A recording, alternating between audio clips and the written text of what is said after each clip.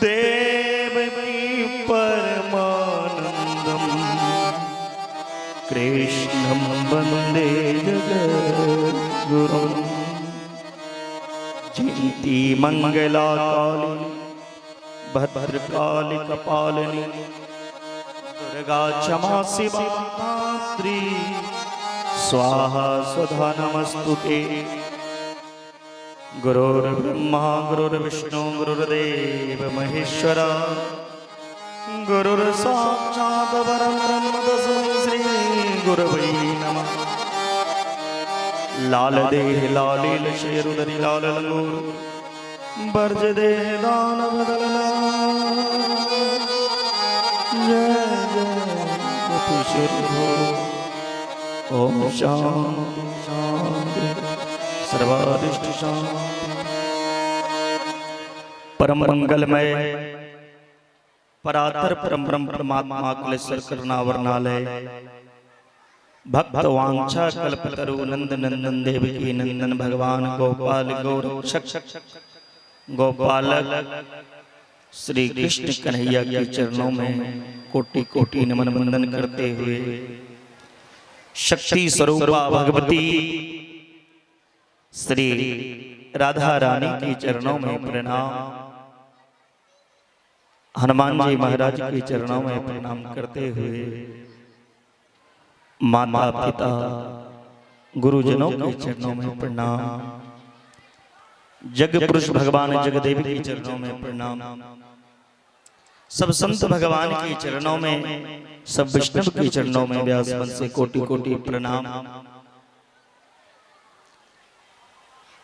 लक्षण रुद्रचंडी महायज्ञ में आए हुए समस्त दर्शनार्थीगण वैष्णवगण हरिभक्तगण श्रोता भगवान परम पूजनीय माता बहन बालक वृद्ध नर नारी आयोजक करता सबको व्यास मन से स्वागत अभिनंदन। श्री राधा माधव की असीम अनुकंपा से आज नवम दिवस की कथा में प्रवेश कर रहे हैं। हर दिन की भांति आज भी हम भगवान नाम का आश्रय लें, फिर आज की कथा का रसवादन करेंगे। प्रेम से बोले वृंदावन बिहारी लाल की जय। जय जय श्री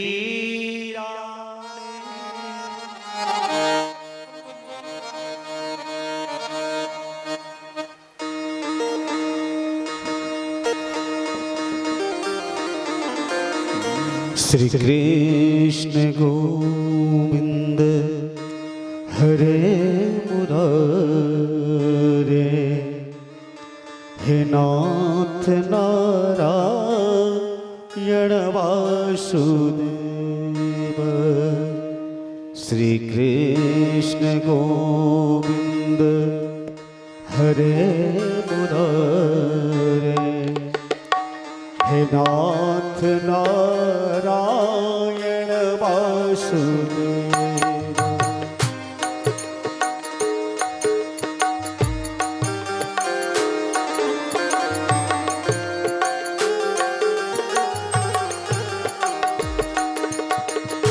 हे नाथ नारायण वासुदेव, हे नाथ नारायण वासुदेव, हे नाथ नारायण वासुदेव, हे नाथ नारायण वासुदेव। श्री कृष्ण गोविंद हरे मुरारे, हे नाथ नारायण वासुदेव, हे नाथ नारायण वासुदेव।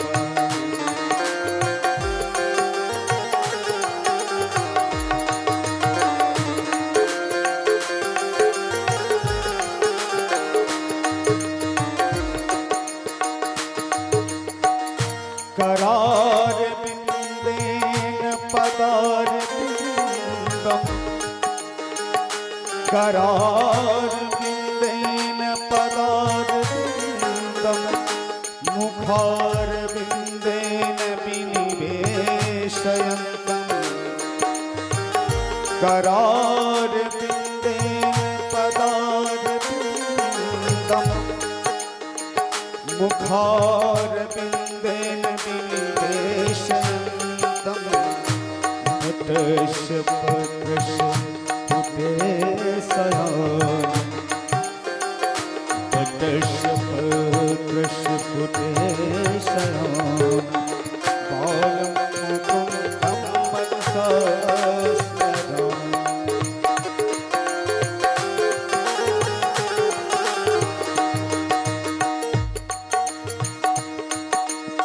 बालं मुकुन्दं मनसा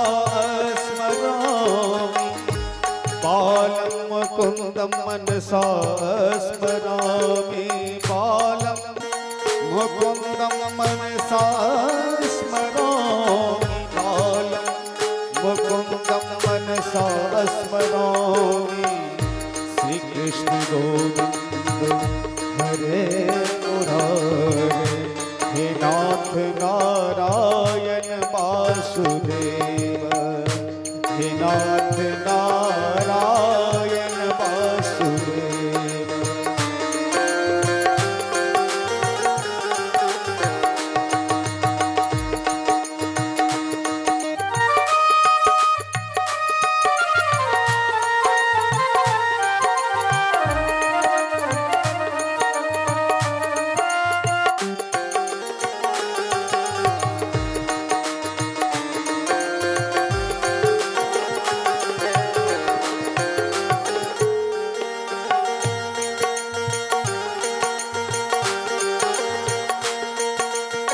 गोविंद मेरी ये प्रार्थना है जब प्राण निकले तन से हमारे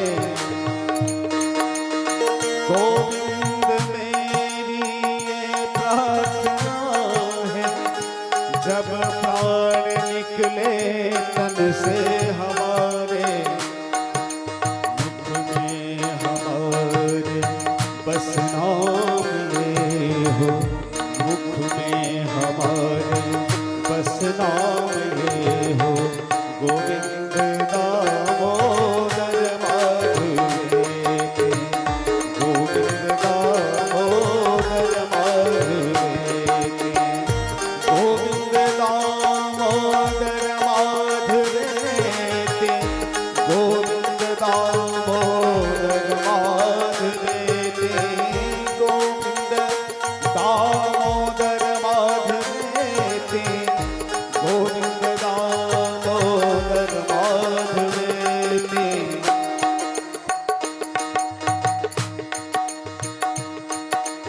श्री कृष्ण गोविंद हरे मुरारे हे नाथ नारायण वासुदेव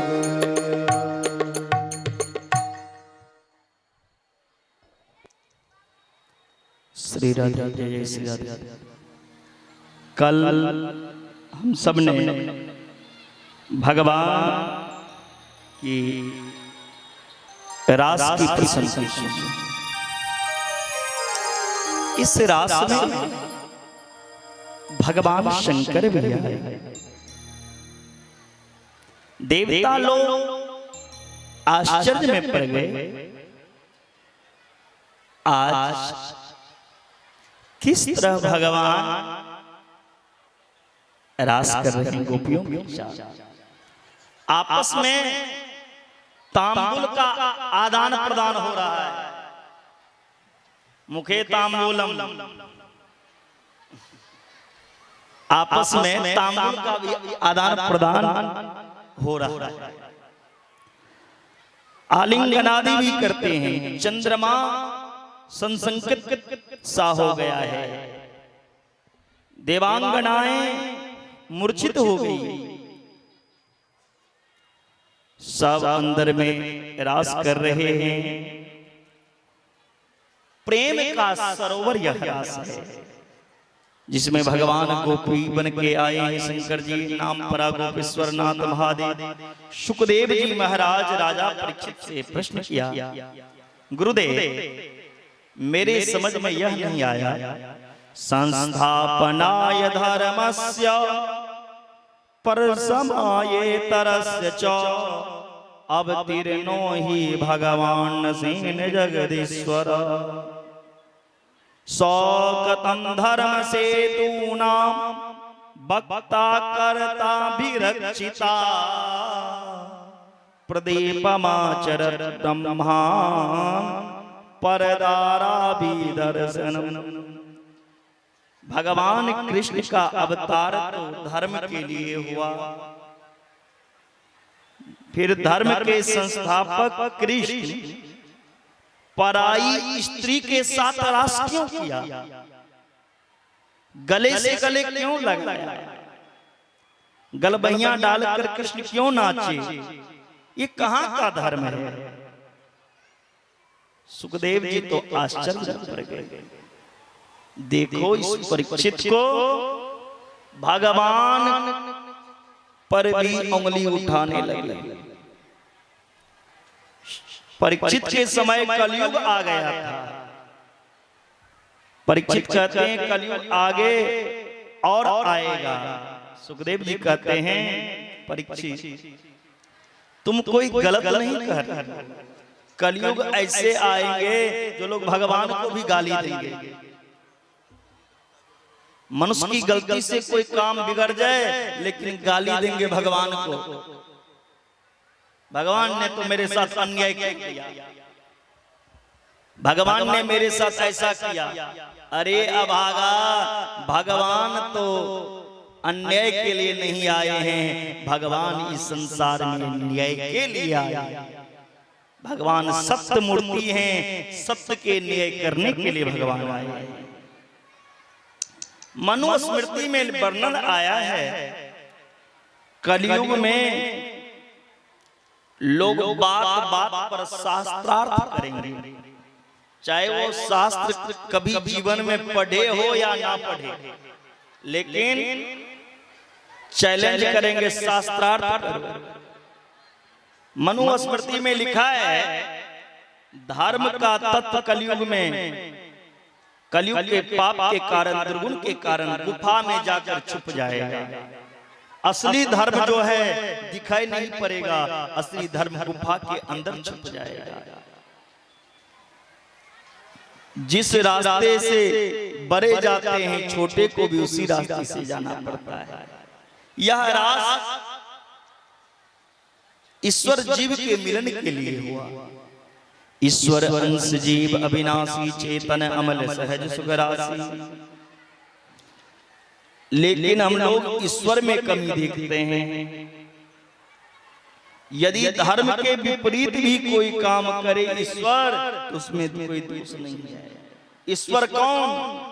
ईश्वर वो है कर्तुम अकर्तुम अन्यथा कर्तु समर्थ ईश्वर।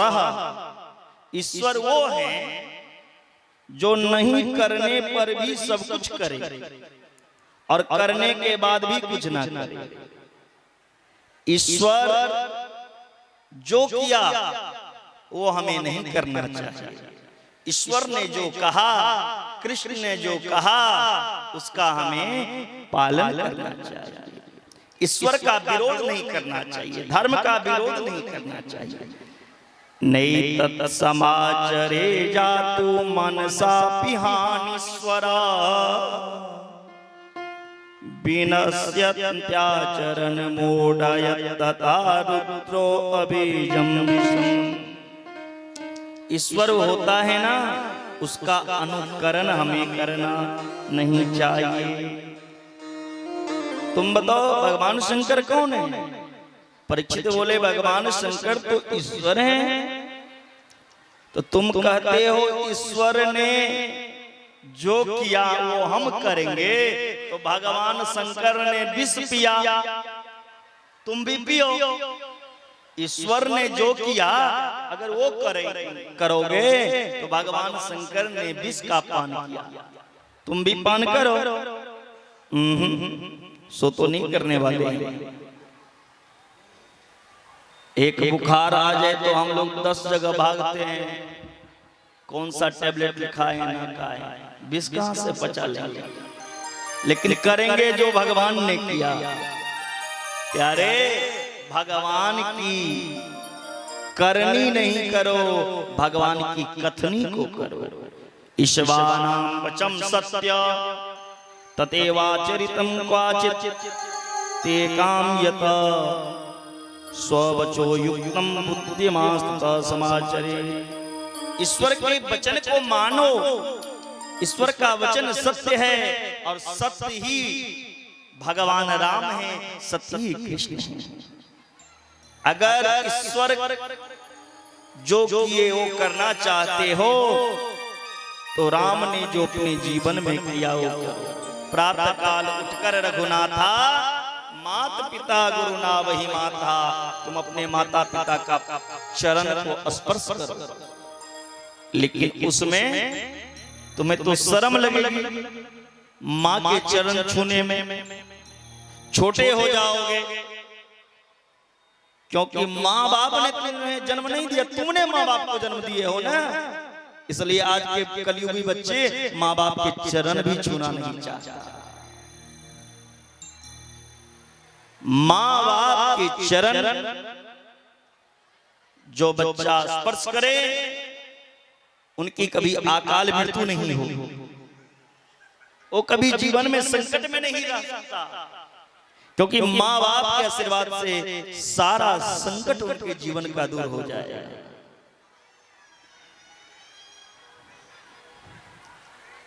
भगवान ने रास कामदेव के विजय प्राप्ति के लिए की। काम विजय प्रख्यापनार्थम सेयम रास लीला। भगवान श्री कृष्ण कामदेव पर विजय प्राप्त किए। भगवान श्री कृष्ण नैष्ठिक ब्रह्मचारी हैं और रास लीला कामदेव को ध्वस्त करने के लिए भी भगवान किए थे। इस रास की प्रसंग को जो श्रवण करे वो काम वासना को जीत लेता है। विक्रीडितम ब्रजबधू विरीदम च विष्णो सरधा बिंदु सुनो वर्णये दया। भक्तिम परा भगवतीम प्रतिलभ्य कामम हरोगमं वहिनोत्य चिरेण धीरा। इस रास की मंगलमय प्रसंग को जो व्यक्ति सुनते हैं और सुनकर जीवन में उतारने का प्रयास करते हैं, चिंतन के द्वारा काम का विजय होता है और उनके हृदय में भक्ति देवी प्रकट हो जाती है। अंत में गोविंद की चरणों से प्रीति हो जाती है। हृदय से सबसे बड़ा रोग है, इस शरीर में सबसे बड़ा रोग क्या है? काम। किसी सुंदर स्त्री, सुंदर लड़की को देख लो, मन में काम वासना जगती है। कितनी सुंदर है ये। सबसे बड़ा जीवन का शत्रु है काम वासना। जिन्होंने जीवन में इसको जीत लिया वो संसार पर विजय प्राप्त कर सकता है। अगर जो इसमें आसक्त हो जाएंगे वह संसार से पतन हो जाता। इसीलिए हमें काम वासना को जीतना है। रास की प्रसंग इतनी अच्छी है जो जीवन में एक एक शब्द उतारना चाहिए। कभी पराई स्त्री को देखकर ऊपर कुदृष्टि ना डालें। अगर वह आपसे छोटी हैं तो उनको बेटी मानो। आपके बराबर उम्र के हैं तो उसे बहन के रूप में देखो। आपसे बड़ी हैं तो उनको माँ के रूप में देखो, चाची के रूप में देखो, दादी के रूप में देखो। अगर आज तुम किसी को गलत नजरों से देखोगे तो प्यारे ध्यान रखना कल तुम्हारे भी संतान होंगे। इसीलिए हमें किसी स्त्री को गलत निगाहों से नहीं दर्शन करना चाहिए। सबको इज्जत करना चाहिए, सम्मान करना चाहिए, हमारा धर्म बनता है। भगवान ने रास करके संसारिक जीव को यही समझाया, किसी से मिलना बुरी बात नहीं है, किसी से बात करना बुरी बात नहीं है, लेकिन बात करके हम अपने अंदर उनके प्रति काम वासना जागृत करें, सबसे बड़ी बात यह है खराब। भगवान के कृष्ण ने तो असंख्य स्त्री के बीच में रहा, रास किए, लेकिन कभी भगवान के मन में ऐसा भाव ही नहीं आया। इसीलिए आप सभी के बीच में रहो, सभी से बात करो, लेकिन उनकी प्रति आपकी दृष्टि खराब ना हो, विचार खराब ना हो। रास के प्रसंग से हमें यही शिक्षा मिलती है, हमें सबको सम्मान करना चाहिए। बोले भगवत्सल भगवान की जय। आज नंद बाबा ने माँ दुर्गा महारानी के मंदिर में गए और माँ दुर्गा महारानी से प्रार्थना की, अनुनय भी नहीं की। हे माँ दुर्गा, मेरा जो लाला है, इन लाला को रक्षा करो आप, इनको कंस बार बार मारने के लिए आते हैं। माँ दुर्गा की पूजन करके नंद बाबा घर आए। इधर कंस के पास नारद जी पहुंच गए। नारद जी कहा, हे भोजराज कंस, आपके जो शत्रु हैं कृष्ण बलराम, उनको कब मारोगे? कंस ने कहा, हे नारद जी, मैंने अभी तक जिनको भी भेजा वो वहां से लौट कर नहीं आया। नारद जी ने कहा, सुनो, तुम धनुष यज्ञ का आयोजन करो, उसमें कृष्ण बलराम को आमंत्रित करो। अगर शत्रु घर आ जाए तो उसे मारने में आसान हो जाती। यहां आएंगे कृष्ण बलराम, आप उन्हें मार देना। बोले ठीक है। कंस महाराज ने धनुष यज्ञ का आयोजन किया। अक्रूर जी को रथ सजा करके मथुरा से वृंदावन भेजे हैं। गगच नंद व्रजम तत्र सुतावानक दुंदु में आशा ते तामिहाने रते नानायमा चिरम। जब अक्रूर जी रथ लेकर वृंदावन पहुंचा तो कृष्ण बलराम गैया चरा करके घर जा रहे थे। कृष्ण बलराम ने रथ पर अक्रूर काका को देखा। कृष्ण बलराम अक्रूर चाचा को प्रणाम करके कहा, चाचा जी प्रणाम, कैसे इस वृंदावन में आना हुआ? अक्रूर जी के आंख से अश्रुधार बहने लगे। क्या कहें, मैं तुमको मरवाने के लिए लेने आया हूं। भगवान ने कहा, काका आप किस लिए आए हैं यह मैं तो जानता ही हूं, पहले घर चलिए। अक्रूर जी नंद बाबा के घर आए। पूरे वृंदावन में समाचार पहुंच गया, कोई परदेसी कृष्ण बलराम को लेने आए हैं। ब्रज के सभी गोपी मैया यशोदा के द्वार पे आई और अक्रूर जी से पूछने लगे, श्रीमान जी आपका नाम क्या है, आपका परिचय क्या है? अक्रूर जी कहने लगे, मेरा नाम अक्रूर है, मथुरा से आया।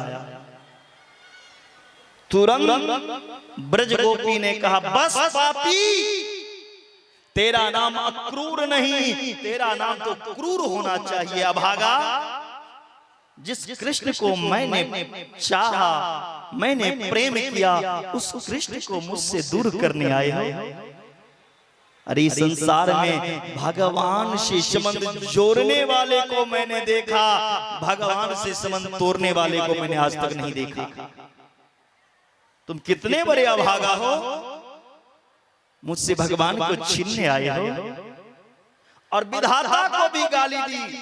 इस संसार में विधाता को गाली देने की सामर्थ्य किसी और में नहीं, वो ब्रज की गोपी में है। विधाता को कही, अहो विधाता न कचेद गया, संयोज मैत्र्या प्रणयेन दीना, ताशकृतार्तन द्युररंच पार्थकम विक्रीडितं ते अभर्ग चेष्टितं तथा। हे विधाता, तुम्हारे मन में भी जरा भी करुणा नहीं है, तुम भी प्रेम के महत्व को नहीं जानते। पहले तो तुम जीव को जागृत करते हो, अपने प्रेम के दीवाने बनाते हो, फिर उन्हें पागल बनाकर छोड़ कर चले जाते।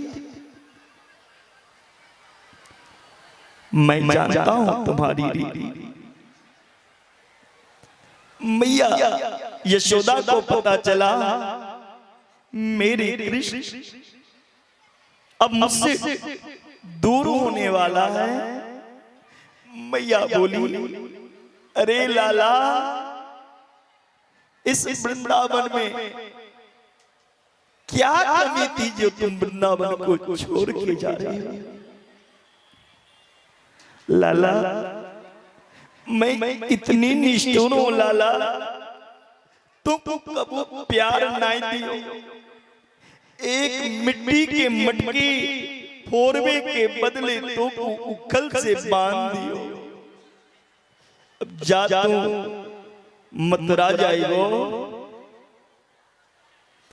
मैं समझ गई तुम मेरो छोरा ना है लाला, तुम पर मेरा कोई अधिकार नहीं बेटा। माँ ऐसे क्यों कहती हो? मैया, मैं ज्यादा दिन के लिए थोड़ी जा रहा हूं। जिस तरह रामा अवतार में भगवान राम 14 वर्ष के लिए वन को जा रहे हैं, लेकिन पिता को 14 वर्ष नहीं कहा। राम अगर पिता के सामने एक बार में 14 वर्ष कह देते तो दशरथ का प्राण राम के सामने ही अंत हो जाता। राम ने कहा, बस 4-10 विपिन बसों। पहले 4 कहा और फिर 10। बस 4-10 विपिन बसों। 4 और 10 मिलाकर 14 बनता है। एक साथ 14 नहीं कहा, पहले 4 फिर 10 और 4-10 मिलाकर 14 बनता ही। 14 वर्ष भी कह दिए, लेकिन एक बार में नहीं। पिता को सुनने में आसान लगा। उसी तरह आज भगवान कन्हैया वर्षों के लिए जा रहे हैं, लेकिन मैया से करे, माँ बस परसों लौट जाओ। मैया ने कहा, जा, तुम पर मेरा कोई अधिकार ही ना है। लेकिन लाला, ये जसोदा को मत भूलियो। ब्रज की गोपी रथ के नीचे लेट गई। आज अगर कृष्ण जाएंगे ना तो मेरे ऊपर रथ चढ़ा देंगे, मेरे निगोरे प्राण ले लेंगे, तब कृष्ण मेरे नजर से दूर होंगे। भगवान मैया को समझा कर आए रथ में बैठने के लिए। देख रहे हैं गोपी रथ के नीचे लेटी पड़ी है। इतने में मैया जसोदा फिर दौड़ के महल से भाग के आती है। अरे कन्हैया, कल से ये जसोदा के आंगन में कौन नृत्य करेंगे?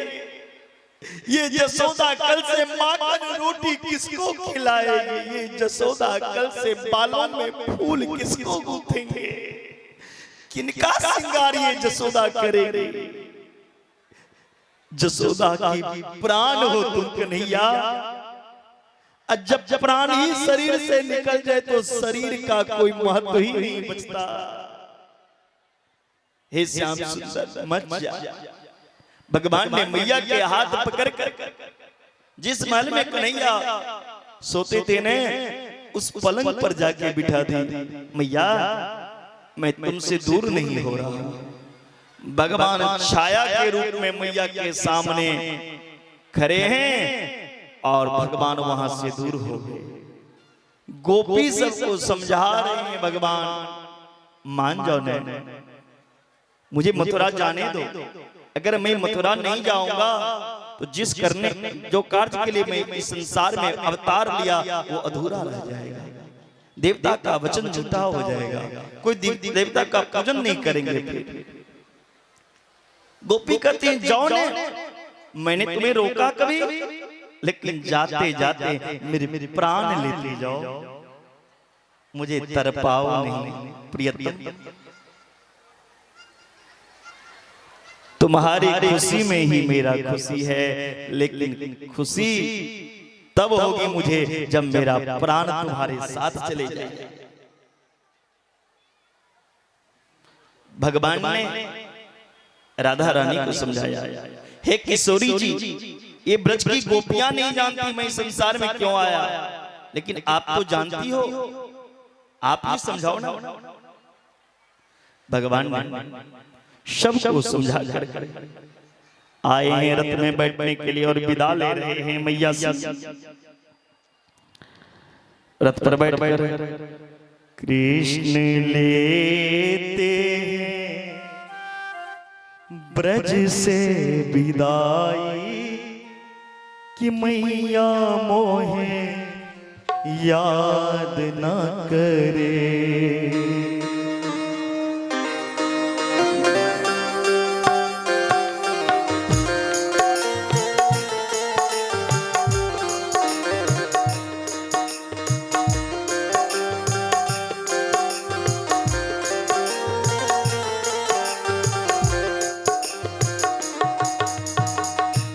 कृष्ण लेते कृष्ण ले माँ से विदाई कन्हैया मोहि याद न करे, कन्हैया मोहे याद न करे हो, कन्हैया मोहे याद न करे।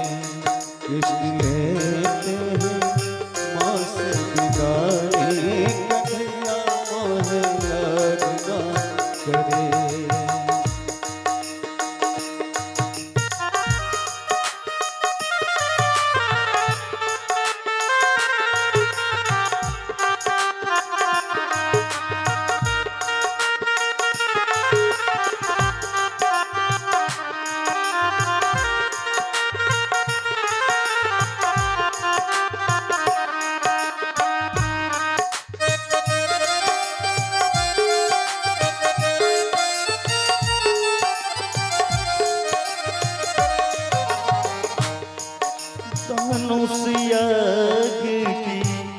आई खबरिया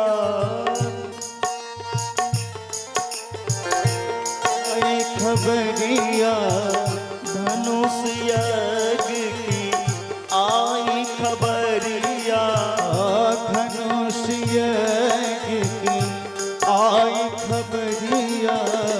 जाना पड़ेगा हमें मथुरा नगरिया, जाना पड़ेगा मोहे मथुरा नगरिया। ये दिले तो कैसे सहेगा विदाई, मैया मोहे याद न करे।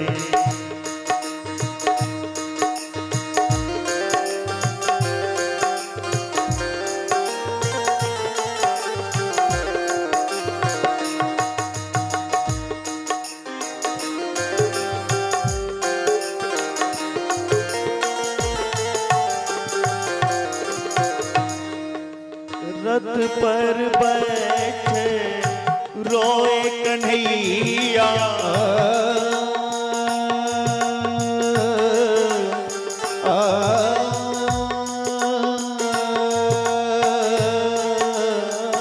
रथ पर बैठे रोए कन्हैया, रथ पर बैठे रोए कन्हैया। है मेरे बाबा है मेरी मैया, हाय मेरे बाबा, हाय मेरी मैया।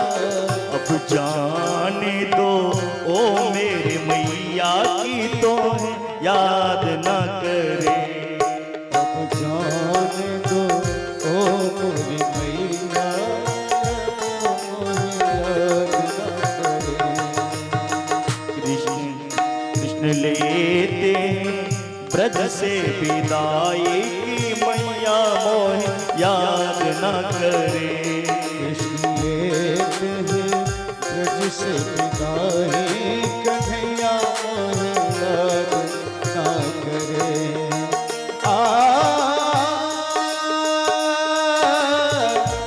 कन्हैया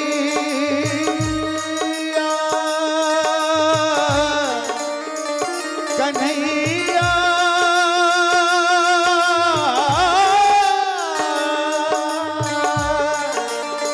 कन्हैया मोहे याद न करे हो, कन्हैया मोहे याद न करे।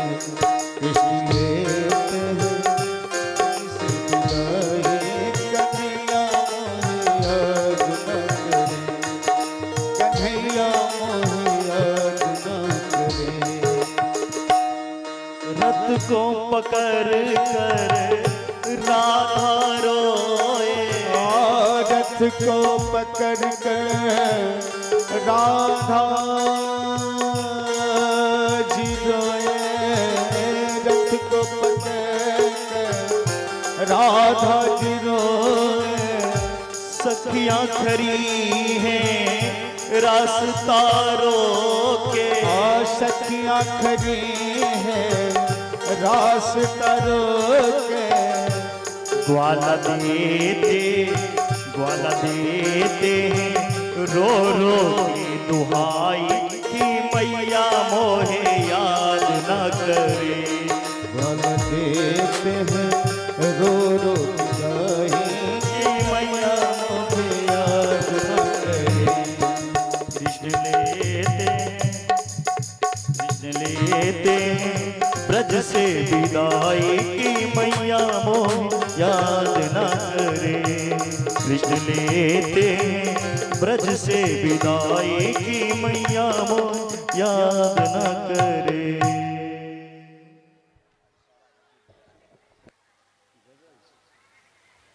भगवान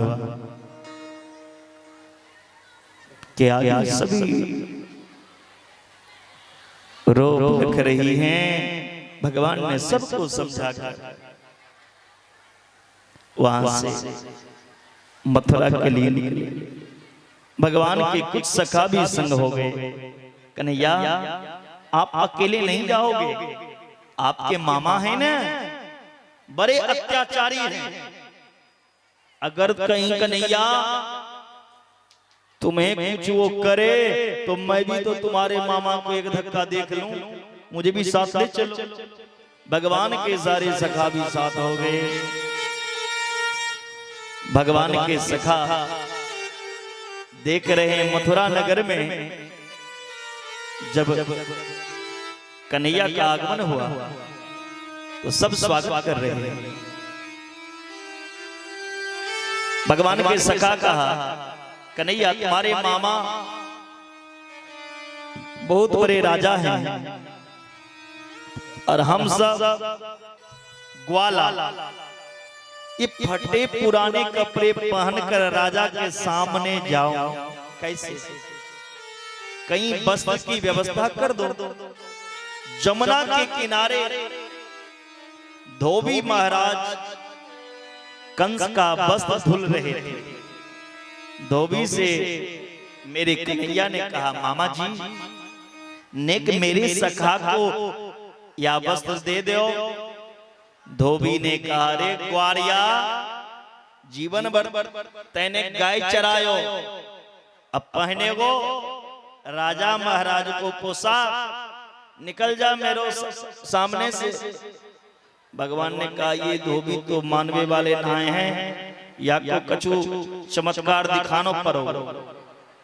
भगवान ने एक चांटा धोबी को लगायो, धोबी को सिर कट के जमुना में गिरियो। सारे धोबी डर के मारे भाग गए। अरे भाग भाग भाग, या के हाथ में तलवार लगो है, हाथे में तलवार फिट है या के। सारे धोबी भाग गए। भगवान के सब सखा कंस महाराज के पोशाक धारण किया, कंस का पोशाक धारण किया। अब कंस तो थे थोड़ा हट्टे कट्टे मोटे पहलवान जैसा, कल आएंगे वैसे ही। अब भगवान के सखा 1.5 फुट्टा 1.5 लीवर का आदमी, अब इतने मोटे आदमी का वस्त्र एक छोटे 5 साल का बच्चा को कैसे हो। अब वो वस्त्र में ही डूब गए भगवान के सखा। भगवान के सखा भगवान से कहा, कन्हैया वस्त्र तो बड़ा चमकदार है, लेकिन यह वस्त्र में एक कमी है, इतनो लंबो है जो रास्ते में झाड़ू लगाई के जहरी। इतने लंबे वस्त्र हैं जो रास्ते की सफाई करते हुए जा रहे हैं हम लोग वस्त्र से ही, या उन्हें छोट करवाई दो। आगे एक दर्जी मिला, दर्जी कृष्ण का भक्त था। दर्जी ने भगवान के सारे सखा के वस्त्र को छोटे कर दिए। भगवान ने कहा, क्या चाहते हो मांग लो। दर्जी को पता था धोबी को क्या मिला। दर्जी ने कहा, सरकार हमें कुछ नहीं चाहिए, आप क्या देते हो आशीर्वाद में मुझे पता है, अभी धोबी को मिला है। भगवान हंसने लगे, अच्छा जाओ, तुम नहीं मानते हो तो मेरा आशीर्वाद है, तुम्हारे घर में रोज नए नए वस्त्र आएंगे। जितने का वस्त्र नहीं उतने तुम्हें कमाई आ जाएंगे। तो देखते होंगे सरकार, भगवान कन्हैया की आशीर्वाद दर्जी को लगो है। यहाँ से जितनी की वस्त्र न उतनी सिलवाई लेते हैं दर्जी, और रोज रोज उनके घर में नए नए कपड़े आते हैं। भगवान कृष्ण की आशीर्वाद है दर्जी को। कभी वहां के बच्चों भूखो ना मरोगो। आगे भगवान ने चला तो भगवान के सखा ने कहा, इतने सुंदर वस्त्र पे एक माला जरूरत है। सुदाम नाम की माली भगवान के सखा को, भगवान को गले में माला पहनाए। अब इतने सुंदर वस्त्र, इतने सुंदर माला पर एक चीज कमी है, थोड़ा चंदन हो जाए। भगवान ने कहा, चलो वो भी कहीं व्यवस्था हो जाएगी। आगे कुब्जा आ रही थी। कुब्जा देखने में कुरूपनी काली, लेकिन उनकी हाथ का घिसा हुआ चंदन कंस महाराज लगाते थे। कुब्जा हाथ में चंदन की कटोरी लेके जा रही थी। रात में भगवान को स्वप्न में कुब्जा देखी थी। भगवान मेरे घर आए थे, या मैंने सपना देखा था, या मैंने सपना देखा था। भगवान मेरे घर आए थे। कुब्जा स्वप्न देखी रात में, सवेरे रास्ते में भगवान मिले। भगवान ने कहा, हे सुंदरी, हाथों में चंदन की कटोरी लेकर आप कहां जा रही हो? आपकी परिचय क्या है, आप बताओ। अब तो कुब्जा इतनी प्रसन्न हो गई। कुब्जा भगवान से कहने लगी, हे प्रभु, मेरा जीवन में पहला ऐसा दिन आज है जब मुझसे किसी ने परिचय पूछा। मैं देखने में इतनी कुरूपनी हूं, जब मैं रास्ते से निकलती हूं तो लोग मुझे देखकर मुंह को ढक लेते हैं। बात करना तो छोड़िए, देखने में इतनी कुरूपनी हूं जब मुझे देखकर लोग अपने मुंह को ढक लेते हैं, तो कुब्जा की दर्शन ना हो जाए। मेरे हाथ में घिसा हुआ चंदन कंस महाराज लगाते हैं। मैं कंस के दासी, मेरा नाम सैरेंद्री है। 3 जगह से मेरा कमर टूटा है, लोग मुझे कुब्जा, लोग मुझे तिवारका कहते हैं। हे गोपाल, मेरे जीवन में पहला ऐसा दिन जो किसी ने मुझे परिचय। भगवान ने कहा, सुंदरी, अब बताओ, कोई देखने में कुरूपनी हो उसको अगर सुंदरी कह दे, कितना उसे आनंद आएगा। तो किसी व्यक्ति से कैसे बात करना चाहिए, भगवान कृष्ण से सीखो। ऐसा नहीं कोई काला है तो उसकी हम निंदा करें, उसको देखकर मुंह ढक लें। सबको भगवान ने बनाया, इसलिए किसी को देखकर हंसो मत। अगर भगवान उससे भी बदतर तुम्हें बना दे तो तुम किस को देख के हंसोगे। इसीलिए किसी की रूप को देखकर हंसना नहीं चाहिए। सब भगवान के संतान हैं और सबको सम्मान करना चाहिए। कुब्जा भगवान के सब सखा को चंदन लगाए, भगवान को भी चंदन लगाए। भगवान के सखा बोलवे लग गए हो, अरे कन्हैया, फ्री के चंदन जिसे रघुनंदन, फ्री के चंदन मिल रहा है तो पूरे सर में लेप रहे हो, या को कुछ दे भी दो, इनको कुछ दो भी। भगवान ने कहा, अब दे रहा हूं, देखते जाओ। कुब्जा जो टेढ़ी थी, भगवान ने एक हाथ कमर पर दियो, एक हाथ ऐसे पकड़ के सीधा खींच लियो। वो कुब्जा सीधी हो गई, कुरूपनी से परम सुंदरी हो गई भगवान की कृपा से। इसके बाद भगवान आगे आए तो शिव जी का दिया हुआ धनुष जो था, उस धनुष को मेरे कन्हैया तोड़ दिए। जितने देर में पलक गिरता है उतने देर में धनुष को 3 टुकड़ा किया। उसके बाद रंगभूमि में, उसके बाद में मेरे कन्हैया ने कुबलिया पीर नाम की हाथी का संहार किया। फिर रंगभूमि में आ गए। चाणूर मुष्टिक जो सेनापति थे, दोनों से भयंकर युद्ध छिड़क गई। भगवान ने कहा बलराम जी से, अब देखो, या को कछु करना पड़ोगो इलाज, या ऐसे ना मानोगो। अब चाणूर को मेरे कन्हैया ने पकड़ लियो, चाणूर को पकड़ के उड़ा रहे हैं आकाश में। अब फिर पटक दियो चाणूर को। चाणूर को गोविंदाय नमो नमः हे गो। चाणूर का उद्धार मेरे कन्हैया ने किया। और मुष्टिक को बलराम पकड़ के इतने तेज से मुष्टिका का प्रहार किए, जो मुष्टिक के मुंह से रक्त निकलने लगा। मुष्टिक का प्राण का अंत हुआ। भगवान कन्हैया चले गए कंस के सिंहासन पर और कंस के बाल को पकड़ करके खींच लिया। कंस ने कहा, हे कृष्ण, ये कहां का युद्ध है जिस युद्ध में बाल खींचा जाए? छोड़ो, मुझे दर्द हो रहा है। भगवान ने कहा, मामा, आज तुम्हें दर्द होने लगा?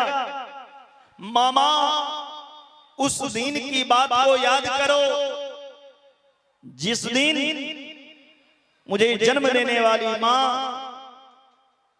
देवकी का कन्यादान कर रथ पे बिठाकर विदाई कर रहे थे आप। आकाशवाणी हुई, देवकी का 8वां लाल, कंस तेरा काल होगा। देवकी का भी आप बाल पकड़ के रथ पर से नीचे खींचे थे। क्या मेरी मां को उस समय दर्द नहीं हुआ होगा? मामा, आपका बाल को खींच रहा हूं तो आप कह रहे हो दर्द हो रहा है। आप तो मेरी मां को खींचे हो। जाके पगना फटे विवाही, सो कहां जाने पीर पर आई। मामा, जब तक मनुष्य को अपने ऊपर दुख ना आए तब तक वो दूसरों का दुख को समझ नहीं पाता।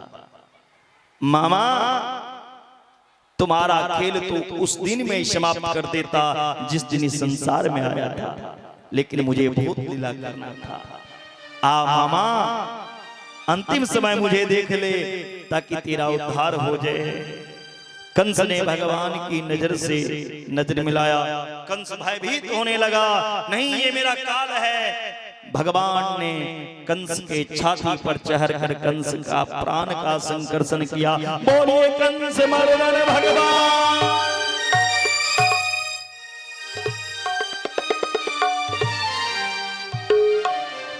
वसुदेव सुतम देवम कंस चाणूरमर्दनम देवकी परमानंदम कृष्णम वंदे जगद्गुरुम।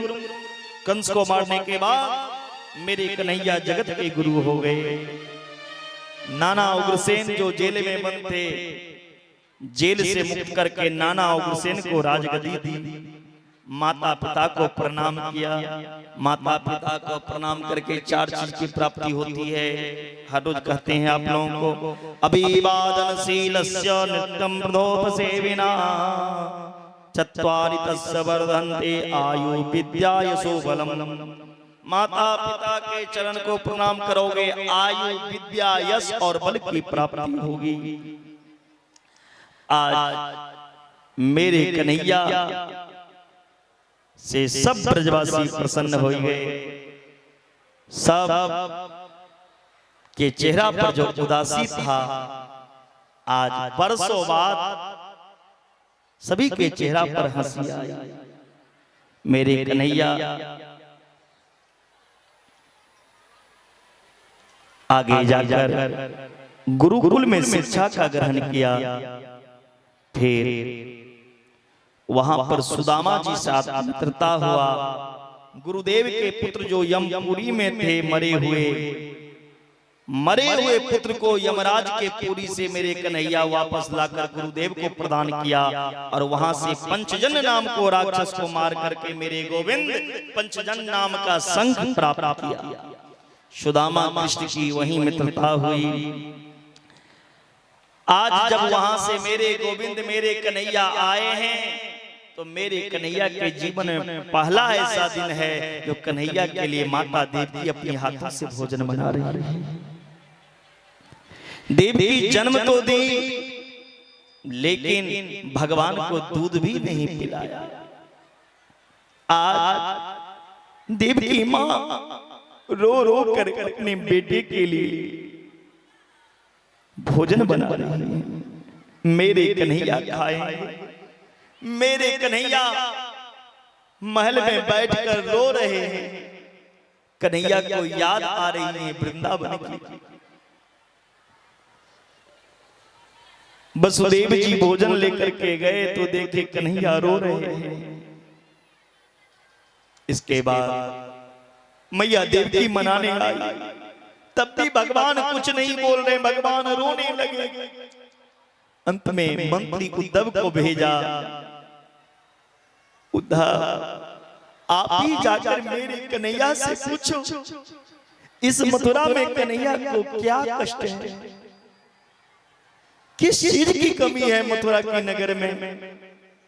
उद्धव जब भगवान के पास गया, उद्धव को पकड़कर मेरे कन्हैया और जोर जोर से रोने लगे। उद्धव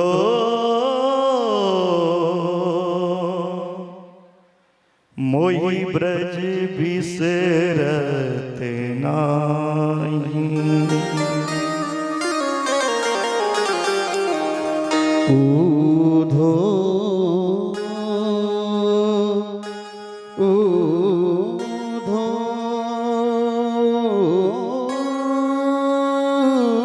ऊधो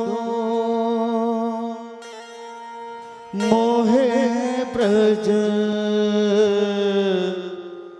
बिसरत नाही, ऊधो मोहे ब्रज बिसरत नाही।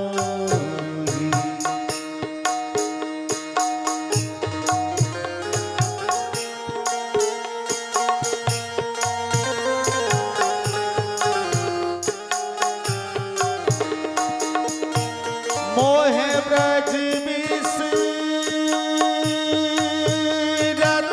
नाही, मोहे ब्रज बिसरत नाही, मोहे ब्रज बिसरत नाही, मोहे ब्रज बिसरत नाही। उधो मोहे ब्रज बिसरत नाही।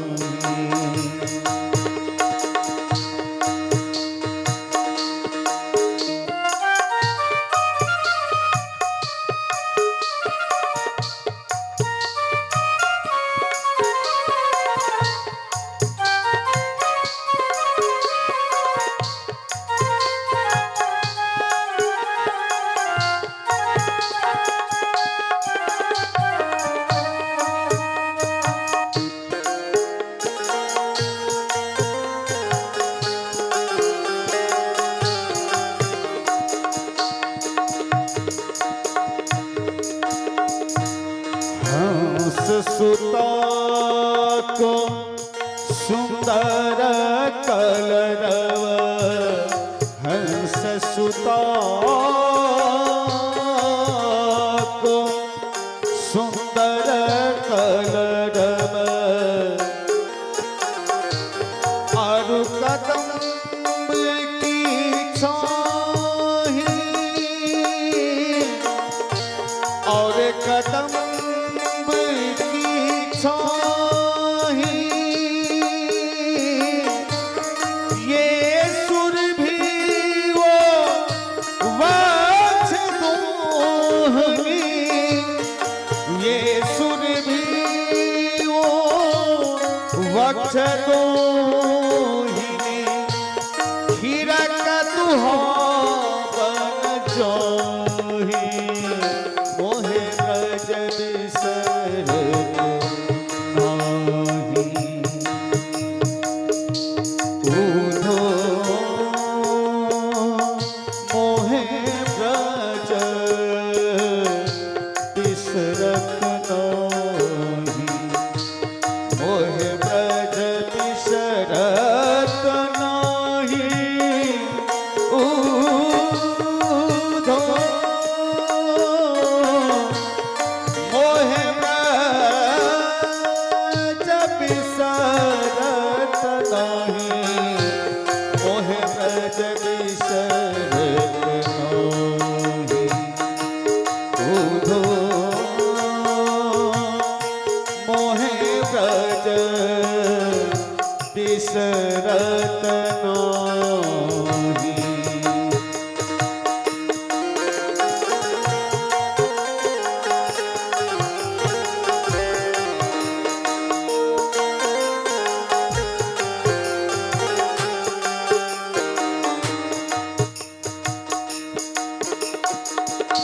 ग्वाल बाल सब करत कोलाहल, ग्वाल बाल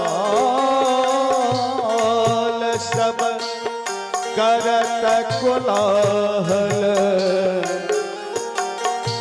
नाचत कहीं कहीं माही, नाचत नाचत कहीं कहीं माही, ये मथुरा कंचन की नगरी, ये मथुरा कंचन की नगरी,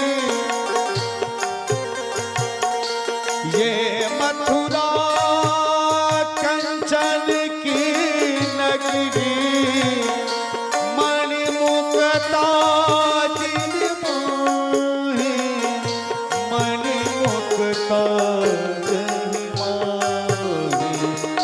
उधो मोहे ब्रज बिसरत नाही, उधो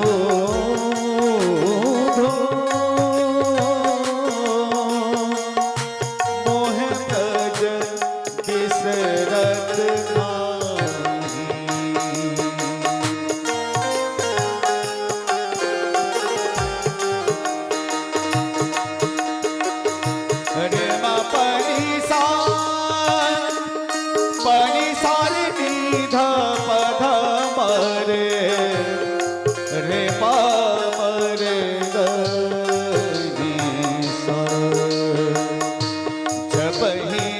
सूरत आवत ओ सुख की, जब ही सूरत आवत ओ सुख की,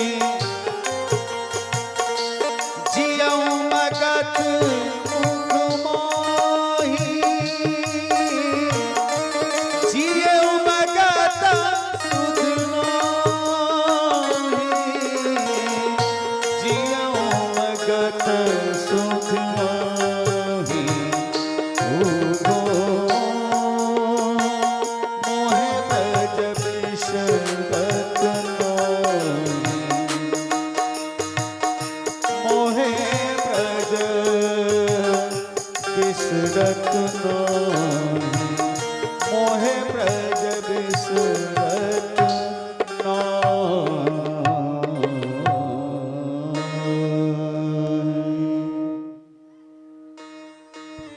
उद्धव,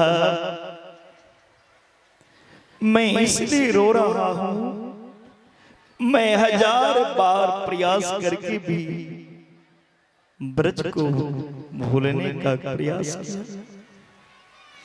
लेकिन मुझे तो ब्रज की याद सता रही है, ब्रज की सुख की स्मृति मुझे होती है, तो मुझे लगता है मेरा प्राण क्यों सुरक्षित है, मैं अभी तक क्यों बचा हूं।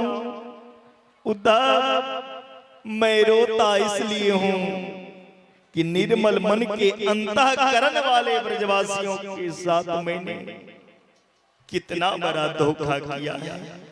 खाते पीते सोते नाचते गाते हर परिस्थिति में जिन्होंने मुझे चाहा, गोकुल का इतना बड़ा वैभव नंद बाबा एक पल में मेरे कारण छोड़ा,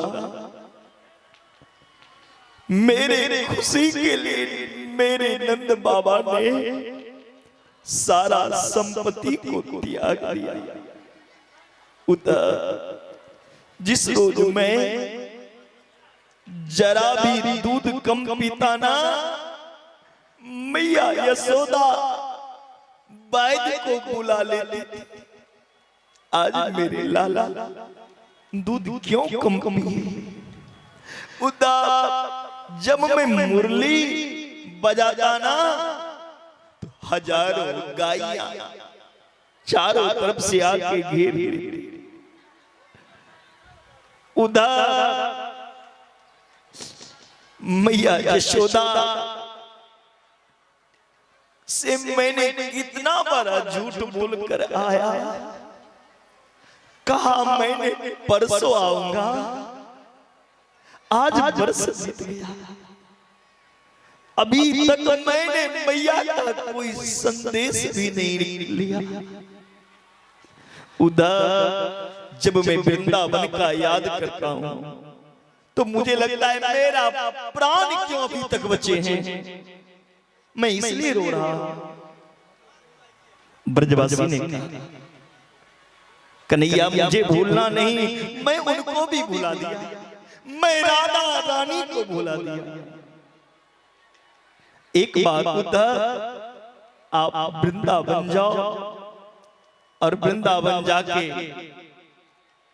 मैया यशोदा से जाकर कहो, जी यशोदा मैया तुम्हारा लाला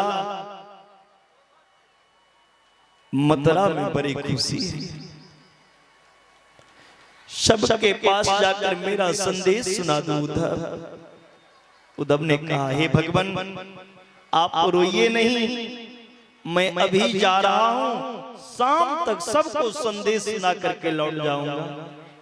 उद्धव रथ सजा करके वृंदावन से जाने लगे, लेकिन वृंदावन में क्या स्थिति है भैया, जिस दिन से भगवान वृंदावन से मथुरा गए उस दिन से मैया यशोदा की नींद नहीं आई, उस दिन से राधा रानी सोई नहीं, उस दिन से सुबह के सूरज उदय होते ही वृंदावन के सारे ब्रजवासी वृंदावन के चौराहे पे जाके बैठकर मेरे कन्हैया के इंतजार करते थे। आज मेरे कन्हैया आएंगे, आज मेरे कन्हैया आएंगे। बाट निहारे मेरे श्याम, नैना नीर बहे। बाट निहारे मेरे श्याम, नैना नीर बहे। बाट निहारे मेरे श्याम, नैना नीर भरे।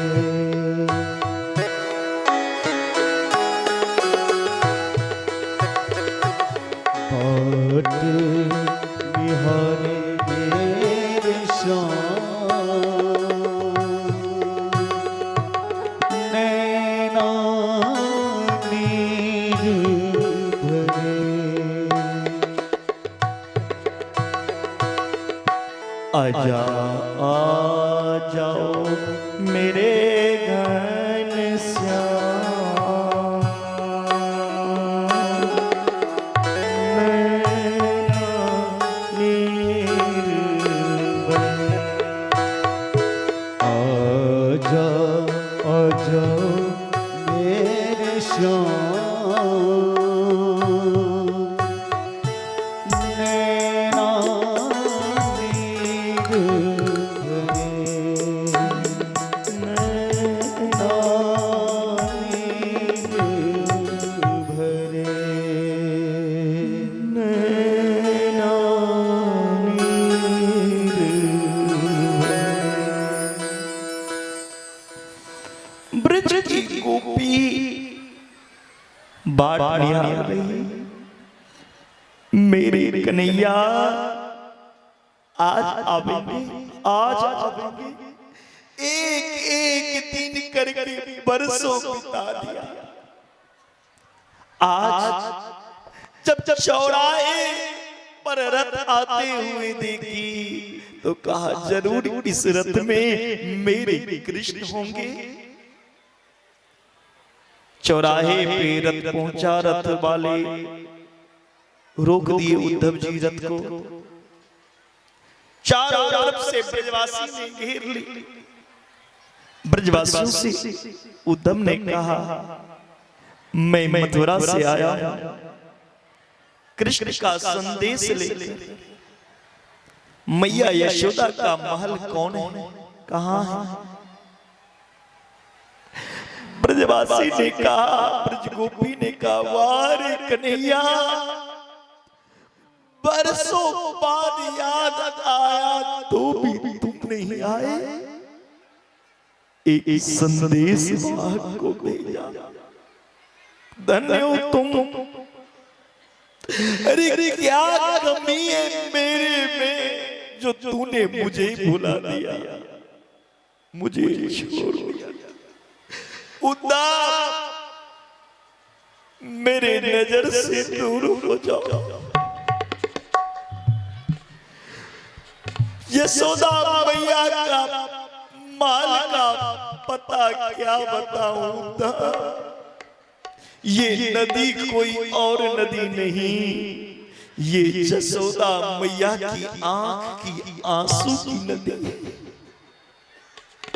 जिस दिन से भगवान वृंदावन को छोड़कर मथुरा गए, उस दिन से यशोदा कृष्ण की याद में इतनी रोई जो एक नदी बन गया आंसू से। उद्धव इस नदी का जहां अंत हो वही यशोदा का महल है। उद्धव ने सोचा हे प्रभु मैया जसोदा इतने आपके वियोग में रोए, जो आपके याद में रो रो कर नदी बना दी आंसू की। मेरे भगवान आप ठीक नहीं हो। मैया जसोदा को रुला कर उद्धव रथ को लेकर गए जसोदा के महल के पास। जसोदा अपनी महल एक हाथ में पंखा ली थी और एक हाथ में माला की झोरी ली थी और आंख बंद के क्या कह रही थी माला झोरी पर? लाला सो जाना कन्हैया। अरे काहे को मोय तंग कर रहे हो लाला? तुम मोय तंग कर रहे हो ना तो मोय अच्छो नहीं लागे लाला। बेटा तुम मुझे तंग क्यों करते हो? सो जाओ। जबकि पलंग पर कोई लेटा ही नहीं है। जसोदा भगवान की कृष्ण की याद में पागल बन गई।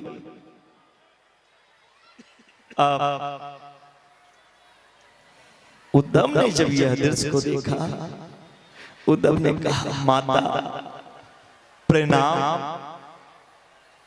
तुरंत जसोदा बोलने लगी, अरे कौन हो? क्यों हल्ला करते हो? मत हल्ला करो, मेरा कनुआ अभी सो रहा है, सोने दो ना।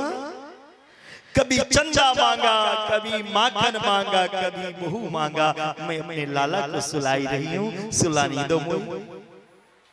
उद्धव ने कहा हे भगवान यहाँ तो कोई नहीं है, ये जसोदा किसको सुला रही है? हे प्रभु धन्यवाद। उद्धव ने कहा मां मैं मथुरा से कृष्ण का संदेश लेकर आया हूं। वो माला की जोड़ी भी नीचे गिर गई, हाथ का पंखा भी नीचे गिर गए और गिरती हुई उद्धव की गोदी में गई। बेटा कन्हैया, मेरा कन्हैया, मेरा कनुआ बेटा, तू ठीक तो है ना बेटा? उद्धव भी रो पड़े, मां मैं आपका बेटा नहीं, मां आपका लाला नहीं, मैं कृष्ण का संदेश लेकर मथुरा से आया हूं। अरे उद्धव मेरा कन्हैया ठीक तो है नहीं बेटा? उद्धव मेरा कनुआ कैसे है बताओ तो सही। उद्धव मेरा कन्हैया को क्या हो गया जो मुझे भूल गया? उद्धव कितना निष्ठुर हो गया मेरा लाला। उद्धव मैं अपने कन्हैया को कभी डांट देती थी इसलिए मुझसे दूर हो गई।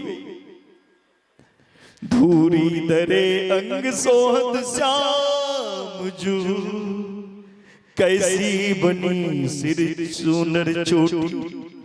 अरे खेलत घात फिरे अंगना, पग पजनी बाजत पीर कचोटी। अरे वाचमी का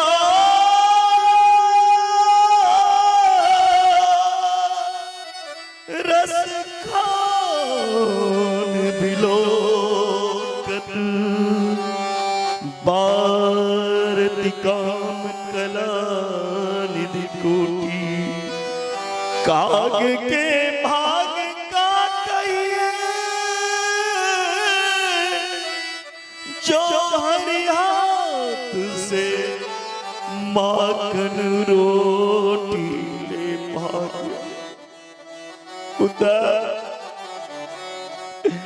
मैंने अपने लाला को जब हाथों में माखन रोटी दी ने कौआ आकर के हाथों से माखन रोटी छीन के भाग गया। मेरे कन्हैया कौए से जाकर के आकाश में रोटी छीन लिया।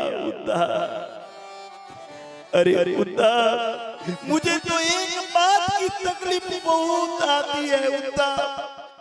मटकी फोड़ने के बदले मैंने अपने लाला को उखल से बांध दी। आज से मेरा लाला मुझसे दूर हो गया। मेरा प्राण क्यों सुरक्षित है? कहा मेरा कन्हैया परसों आऊंगा, आज बरस बीत गया। मेरा कन्हवा मुझसे कोई संदेश तक नहीं लिया था। मेरा कन्हैया को मथुरा में कोई कष्ट तो नहीं? मेरा कन्हैया सुरक्षित तो है ना?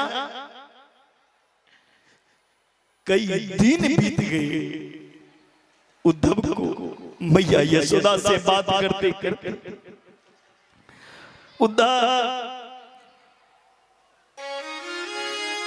बहुत दिन तक मैया यशोदा की दुख सुना। एक दिन उद्धव ने कहा मैया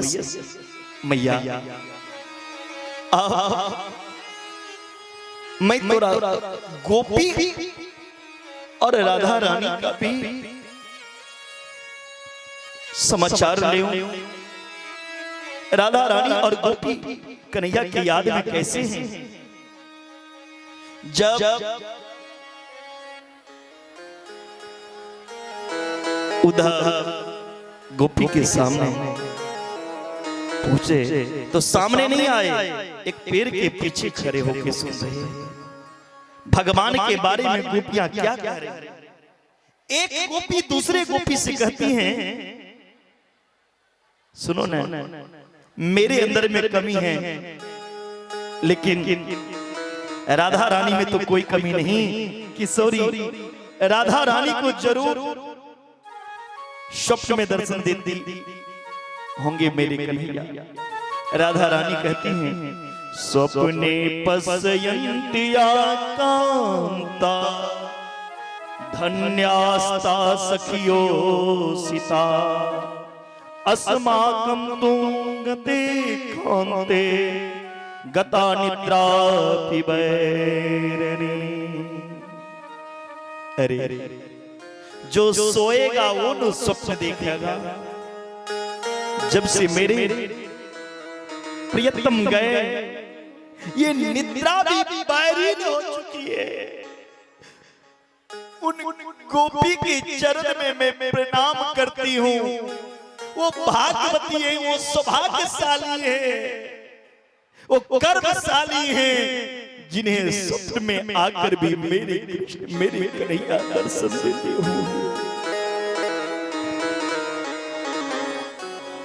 इतने में एक भौरा भौं भौं करते हुए गोपी के चरण में गिर गया। गोपी कहती हैं अरे भौरा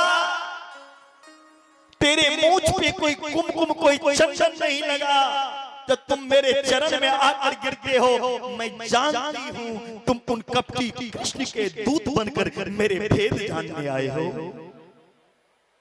भौरा ने कहा सुनो मुझे कपटी कहना है तो कहो लेकिन मेरे कृष्ण को कपटी नहीं कहो।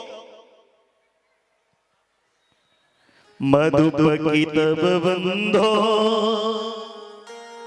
मास्त्रसांग्रिम सपत्न्या कुछ बिलुलिते माला कुमकुम शुभवेणा बहतु मदीपतिस्तदन मानिनानां प्रसादं यदु सदसि विडम्ब्यं यस्य दुतस्मैका। अरे भौरा मैं जानती हूँ वो कृष्ण जन्म जन्मांतर के कपटी है। भौरा भौरा ने कहा गोविंद को कपटी नहीं कहा। गोपी कहती भौरा उन भगवान को कपटी ना कहूं तो क्या कहूं। भौरा क्या बिगाड़ा था बेचारे बाली ने जो बाली को राम ने छुप कर मारा। भौरा किनका गाथा सुनाओ तुम। क्या बिगाड़ी थी बेचारी शूर्पणखा जो राम ने अपने भाई को कहकर ना कान कटवा दिए। क्या किसी को विवाह करने के लिए कहना बुरी बात है? नहीं कहता। ना कान क्यों राम कटवा दिए? भौरा क्या बिगाड़ा था राजा बलि ने भगवान का? जब बौना बनकर आए सब कुछ लूट कर भगवान चले गए। भौरा क्या बिगाड़ा था हरिश्चंद्र ने जो हरिश्चंद्र को डोम के हाथे बिकना पड़ा। भौरा क्या बिगाड़ा था राजा मोरध्वज जो मोरध्वज के यहां भगवान आए और भगवान ने कहा मेरा शेर तुम्हारे बेटे का मांस खाएगा। दोनों आदमी मिलकर अपने बेटे को काटो। पति पत्नी दोनों मिलकर अपने बेटे को काटो और बेटे को काटते वक्त अगर आंख से आंसू गिर गया तो मेरा शेर तुम्हारे बेटे का मांस नहीं खाएगा। भला इस दुनिया में कौन माँ बाप होगा जो अपने बेटे को काटेंगे और उनके आंख में आंसू नहीं आएगा? भौरा ऐसा परीक्षा भगवान को लेना चाहिए। वो भगवान कपटी है। क्या बिगाड़ा था राजा शिवी जो अपने शरीर को टुकड़े टुकड़े करके तराजू पे तोलना पड़ा।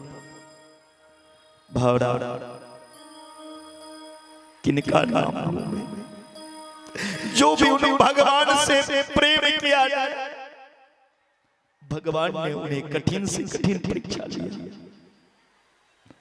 मैं सत्य कहती हूँ भौरा भगवान ने उनके साथ अन्याय किया, उनको छोड़कर चला गया। भौरा इतने कहने के बाद भी मैं किसी और से प्रेम नहीं करती हूँ, मैं तो कृष्ण से ही प्रेम करती हूँ। भौरा मेरे जीवन का आधार कोई और मेरे कृष्ण। इतने में उद्धव सामने आ गया और उद्धव ने कहने लगा धन्य है आप, मैं आपके चरण छूने योग नहीं है। आप समस्त देवी को प्रणाम। उद्धव कहने लगा आप यहां हैं लेकिन आपका मन भगवान में लगा। गोपी कहती है उधर मन 10-20 नहीं होता, उधो मन ना रहे 10-20, मन तो एक होती सो हर के ले गए हो जगदीश। मन तो मेरा भगवान के संग चला गया, लेकिन मैं प्रेम उस कृष्ण से ही करती हूँ। मोहब्बत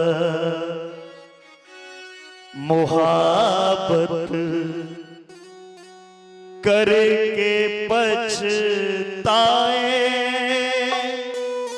रे उधो तुमसे क्या करना। मोहब्बत करके पछताए रे उधो तुमसे क्या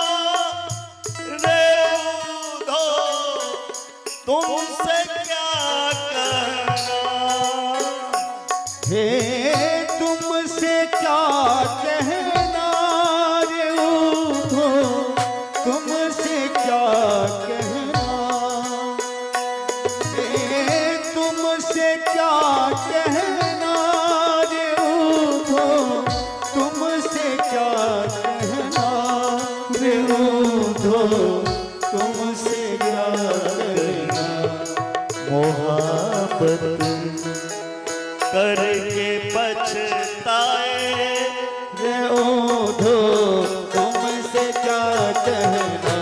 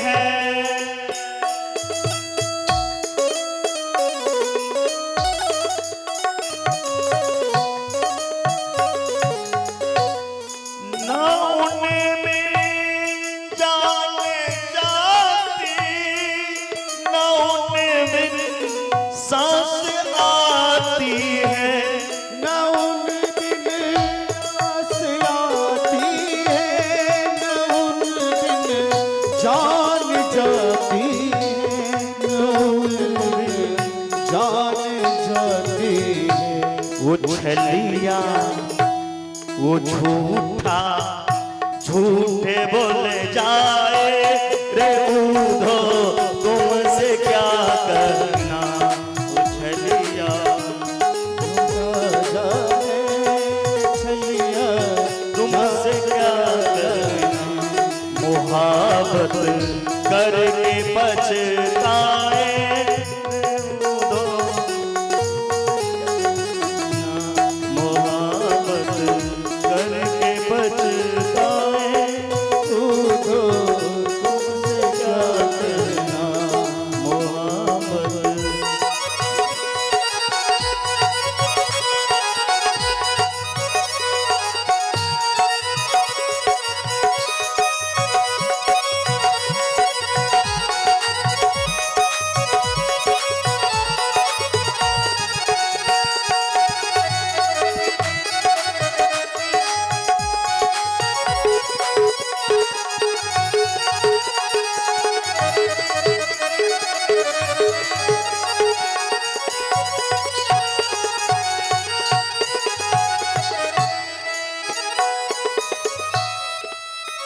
उधर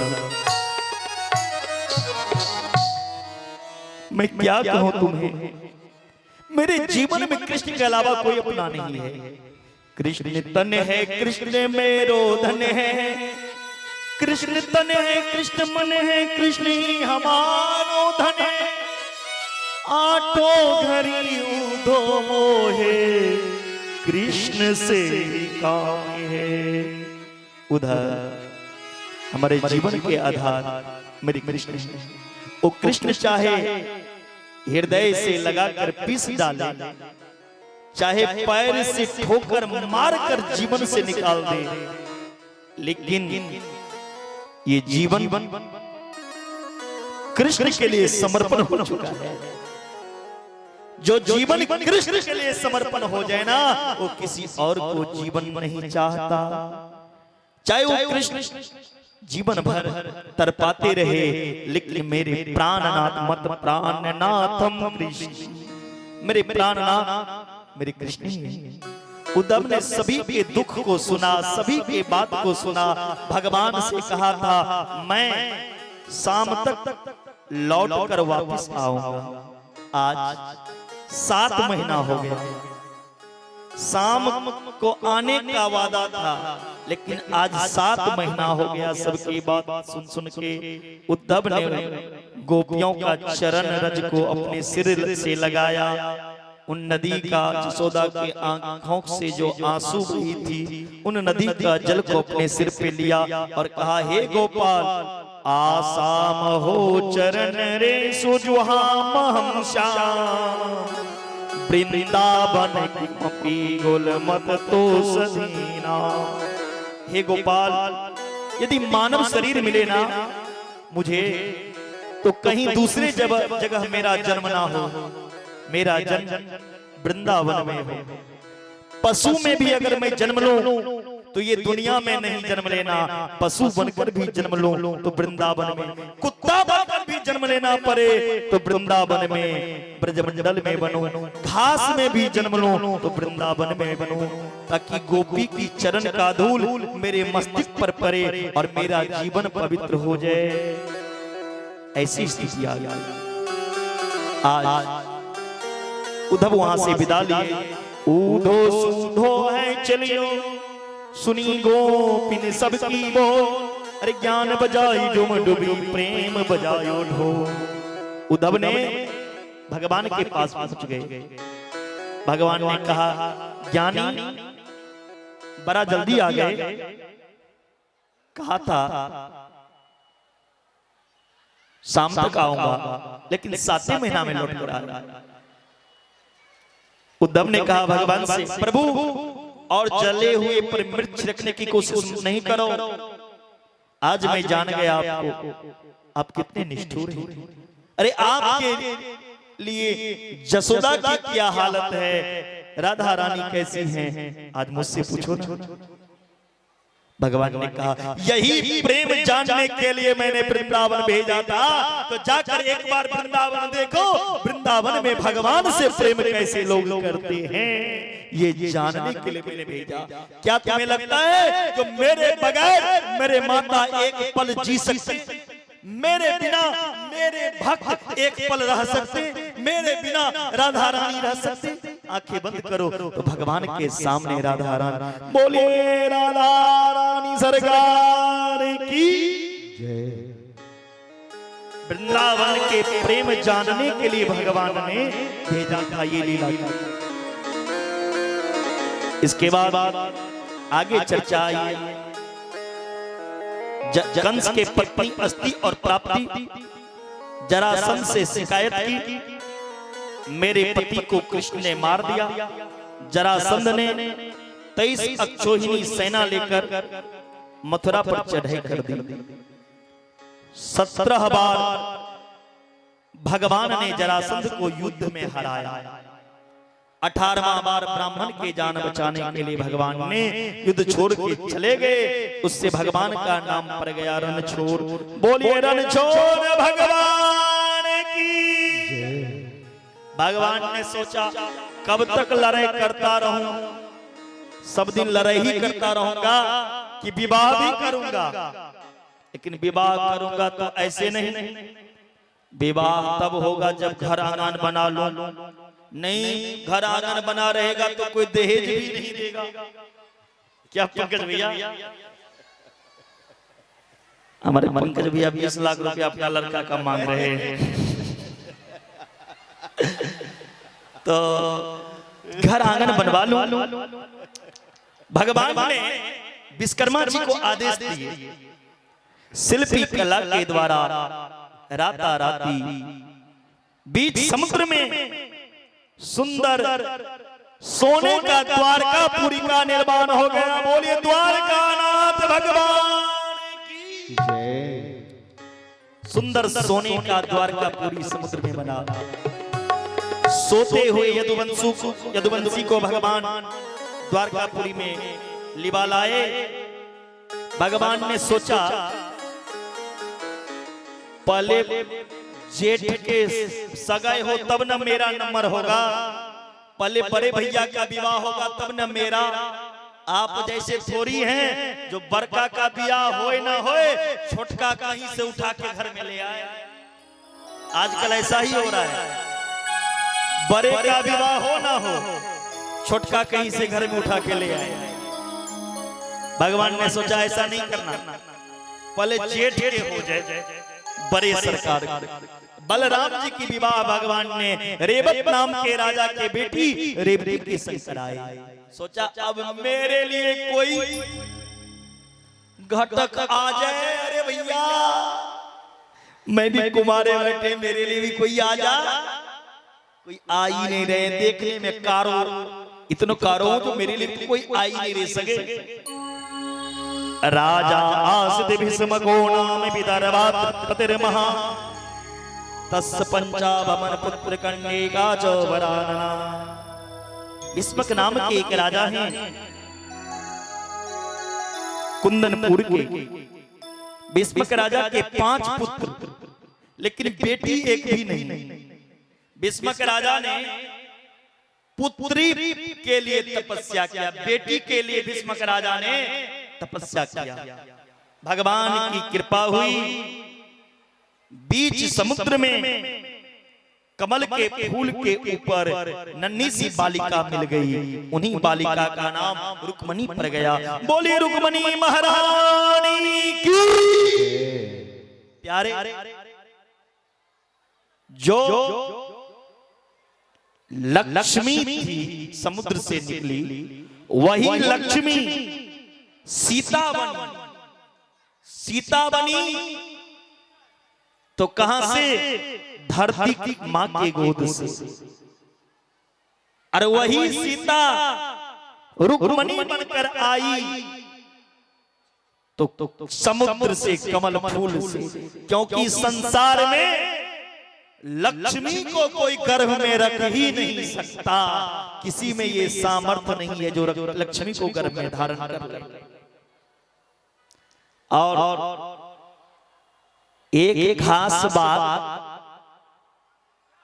आप सब मिथिलावासी हैं, आप सब चीन मिथिलावासी कहियो हाँ, बोली मिथिला धाम की जय। मिथिलावासी कान खोल के सुन लीजिए। जितने क्षेत्र हैं ना, इंद्रप्रस्थ क्षेत्र हो, हरिहर क्षेत्र हो, कुरुक्षेत्र हो, वाराणसी क्षेत्र हो, जो मिथिला वासी में शक्ति है वो किसी में नहीं है। मिथिलावासी में वो शक्ति है जो मिथिलावासी को राम के पास नहीं जाना पड़ता। अयोध्या के राम चलकर मिथिलावासी के पास आते हैं। ये मिथिला का सौभाग्य है। ताली कौन कौन तुम्हारे नाना जी आगे बजा रहे हैं? मिथिलावासी हो तो गर्व करो ना, मैं मिथिला का हूं। मिथिलावासी में वो सामर्थ्य है जो मिथिलावासी को राम के पास नहीं जाना पड़ता। अयोध्या के राम मिथिलावासी से मिलने आते हैं। ये मिथिला वो भूमि है, यहां राम को भी झुकना पड़ा। राम तो त्रेता में आए, द्वापर में इस मिथिला में कृष्ण को भी आना पड़ा। इस मिथिला में सुखदेव जी को भी आना पड़ा, और इस मिथिला में भगवान शंकर को भी उगना बनकर आना पड़ा। धन्य ये मिथिला की नगरी। और मिथिला में वो शक्ति है किसकी बदौलत? किशोरी जी की बदौलत। मिथिलावासी अपने घर में टाइल्स मार्बल कितनों भी लगा ले, इटालियन का पत्थर लगवा लीजिए, कजारिया का मार्बल लगा लें, लेकिन मिथिला में घर की पीरी जो होगी गोसाई भगवती, वो माटी की होगी। क्यों? इस माटी में वो शक्ति है। घर का गोसाई का पीरी जो होगा वो माटी का ही होगा, क्योंकि इस माटी में से आदि शक्ति जगजननी जगदम्बा का प्रकट हुआ। धन्य ये मिथिला का धरती, जिस मिथिला में प्यारे आपने जन्म लिया। गर्व से कहो हम मिथिला वासी। आज रुक्मिणी जी का जन्म हुआ। रुक्मिणी जी बरी हुई। अब रुक्मिणी जी की विवाह शिशुपाल के संग तैयारी कर रहे हैं। रुक्मिणी जी कहती है मैं प्राण अंत कर दूंगी, लेकिन शिशुपाल के संग विवाह नहीं करूंगी। रुक्मिणी जी कृष्ण को एक लव लेटर लिखी है, प्रेम पत्र। उस पत्र में क्या लिखी है? श्रित्वा गुणान भवन सुंदरम सुंदरम दे निर्भयकर्ण व्यवतांगम उरुकुंद्रसाम हे गोपाल, मैंने आपके गुणों को सुना है। नवधा भक्ति में पहला भक्ति है श्रुत्वा, सुनना। ये आंख अभी तक आपका दर्शन नहीं किया, आप गोरे हैं कि काले हैं। आपके गुणगान सुनकर दुनिया के कौन ऐसी नारी होगी जो आपको पति बनाना नहीं चाहती होगी। हे गोविंद, जो चीज सिंह को मिलना चाहिए, सिंह होते अगर सियार लेके जाए तो सिंह को रहना बेकार है। मैं लक्ष्मी हूं, लक्ष्मी तो नारायण को मिलना चाहिए। हे गोविंद, आप आओ और आप मुझसे सगाई करो, विवाह करो। अगर आप ये सोचते होंगे जो मेरे साथ आप विवाह कैसे करेंगे, तो मैं वो भी बता देती हूँ। मेरे कुल की परंपरा है, विवाह से पूर्व कन्या माता कात्यायनी के पूजन करने जाती है।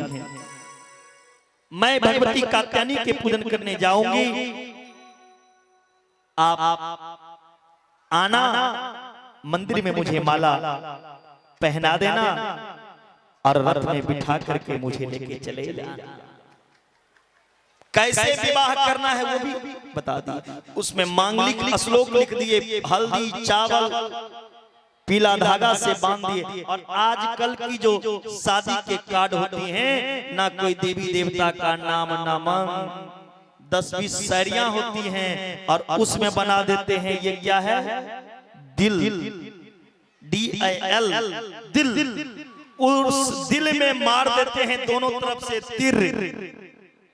अगर जिस दिल में तीर लग जाए वहां प्रेम क्या खाक बचेगा। दिल में तीर मारने की जगह नहीं है, दिल गोविंद को बिठाने की जगह है। इसीलिए इन दिल में तीर नहीं मारो, इन दिल में गोविंद को बिठाओ। रुक्मणी जी वो पत्र पंडित जी को दिए, पंडित जी पत्र लेके जा रहे हैं। ये मिथिला वर्णन में भाव है के पतिया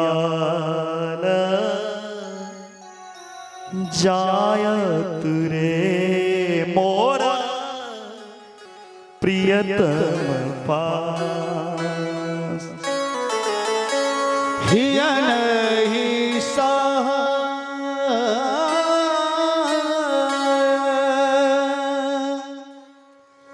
असह दुख रे मोरा सावन मास के पतिया जायत रे मोरा प्रियतम पास कृष्णा के पतिया जायत रे मोरा प्रियतम पास के पतिया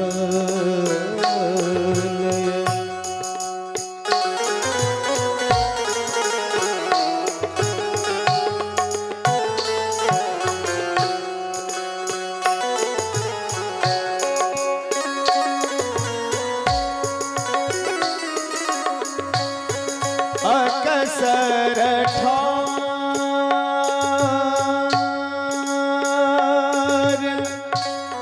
अकसर ठार कदम तर मोरे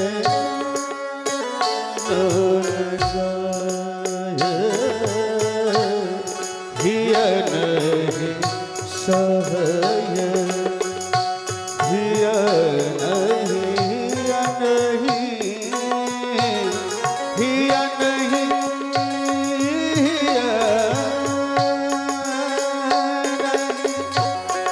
हिया नहीं सहय असह दुख रे मोरा सावन मास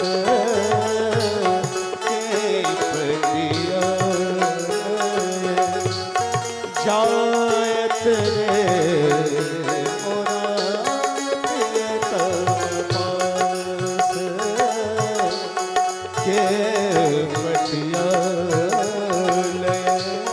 जायत रे मोरा प्रियतम पास मोरा प्रियतम पास मोरा प्रियतम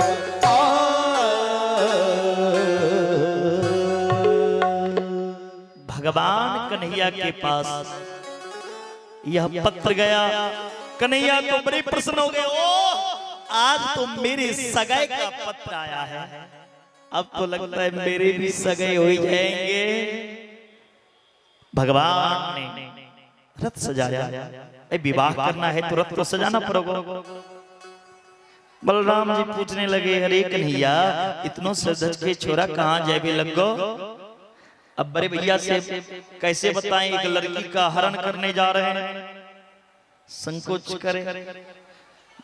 बलराम जी समझ गए, अच्छा अच्छा जा जा जा जा, जा। मैं समझ गया। बलराम जी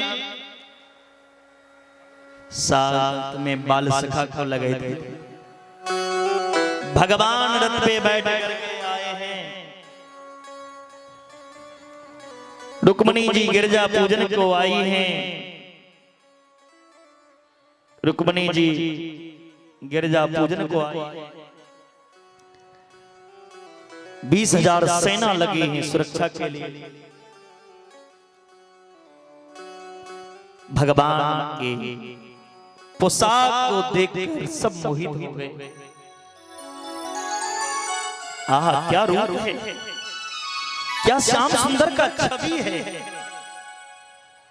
भगवान गए बरमाला कर दी, और बरमाला करके रुक्मणी को रथ में बिठा करके भागने लगे।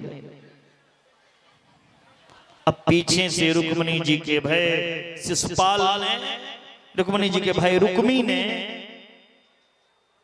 रथ पर पत्थर मारा, मेरे कन्हैया रथ को रोक दिया। और रुक्मणी जी के भाई रुक्मी को रथ में बांध कर घसीटने लगे।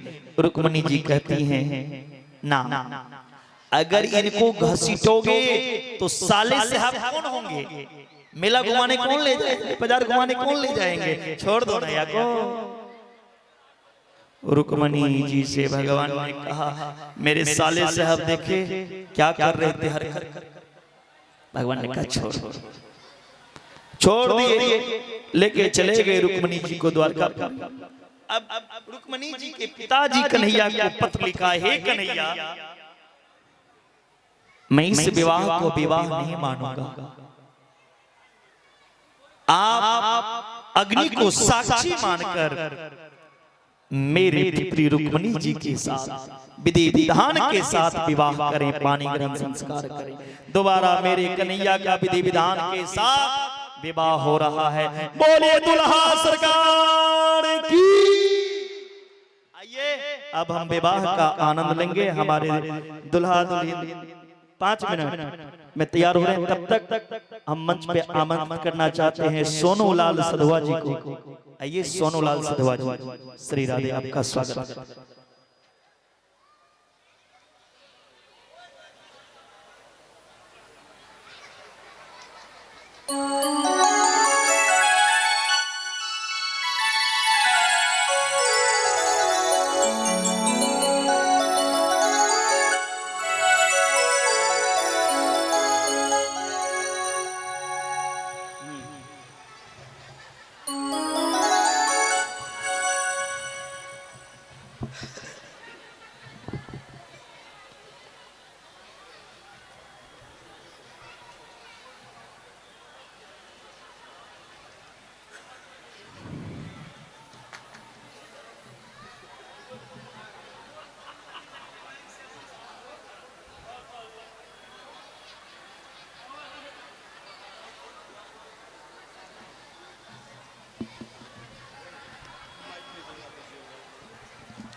वो माला माइक ले लीजिए, फिर इसमें तो टेप लगा है। हाँ हाँ हाँ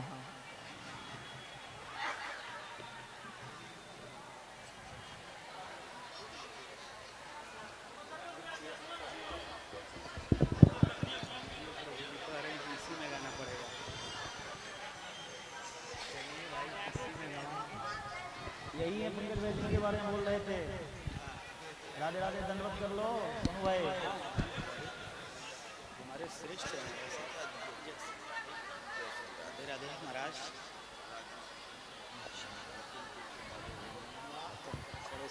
महाराज जिला लगिए कार जाएगा उधर। पहले एक भोजपुरी में सुना दी तब यहीं खड़ा होकर, हाँ ये यहाँ इस साइड वाक्य बाद विवाह सुनाई।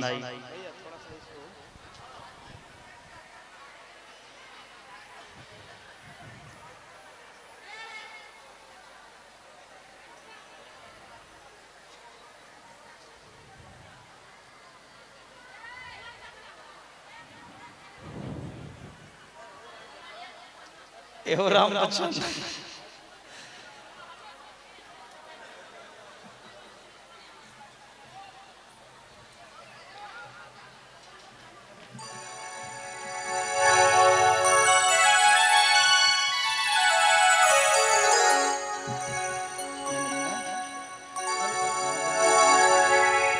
हेलो